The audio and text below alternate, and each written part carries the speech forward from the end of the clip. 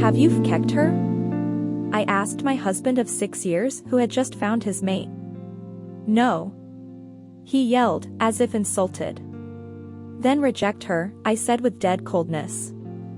It will weaken my wolf. He started the same song again and I wanted to laugh. You promised to reject your fated mate once you found her, Bray, I reminded my husband who had begged me to marry him. That was why I agreed to marry you and brought my pack to merge with yours. His lips twitched slightly. Sighing, he turned to his mate and spoke to her softly, I am sorry. I'll make sure to take care of you afterwards. I promise. I, Alpha Braden Thorn of the Silver River Pack, reject, he started to say in a firm voice, when the Omega fell to her knees, bursting into tears. Please, no, she whimpered, I am still too weak. I will die if you reject me now. Please. I'll do anything. Bray froze. He turned to face me again. I could see pain in his eyes, he couldn't bring himself to reject this little delicate mate of his. She is staying. We'll find a way around everything. Bray said, clenching his fists. And this was the moment when I realized that everything was lost. Rhea's POV. Rhea was crawling on the ground in the woods, fighting for her life as two creatures followed her closely. The wolf found her first, digging his sharp canines into her flesh and making her wince in pain. She was a strong wolf herself, but unfortunately, someone drugged her with aconite, making her weak and unable to shift, leaving her practically paralyzed. The wolf growled as he viciously ripped a piece of her thigh off, and for the first time ever, Rhiannon screamed loudly.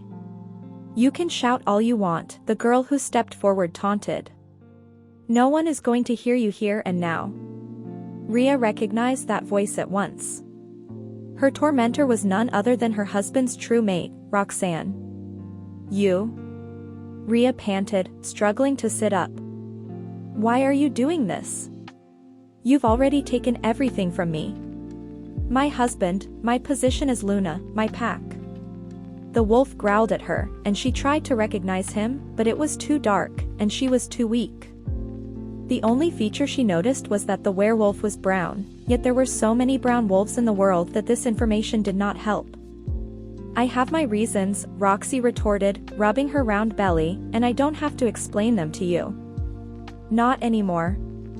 Your time has passed. You are done, Rhiannon. They will discover the truth, the ex-Luna warned. You will not get away with it.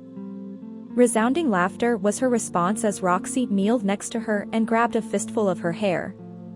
Dear Rhiannon, don't you get it? I already have. Forcefully, she threw Rhea towards the ground and, turning, ordered the wolf, finish her off. Make sure nothing is left. Having lost function of her arms and legs, Rhiannon watched Roxy walk leisurely away, rubbing her round belly, as if she had not just barked an order to murder her. A lone tear trickled down her cheek as the wolf had a moment of hesitation. She did not deserve it. It was not fair. If she had another chance, she would do everything differently. I am waiting. Roxanne's sweet voice broke her train of thought as the wolf jumped over her, ending her life in seconds. Rhiannon gasped. She suddenly found herself in the reception room of her house. Something felt off because all the old furniture she loved so much was in place. That furniture was thrown away by her nemesis. She couldn't understand what was going on until Bran walked in with Roxy in his arms. Realization hit her when she recognized this day as the one exactly 1 year before. The moon goddess has some sick sense of humor. Rhea thought to herself. Out of all of the moments of my life, she brought me back into this most miserable and unpleasant one. What is up with that? Luckily, she was always reserved and knew how to hide her feelings pretty well. She lifted her chin and met her husband's gaze. I understand that this is very sudden, Bray explained, trying to sound considerate. She barely managed to hold back a scoff. Sudden? He had no idea.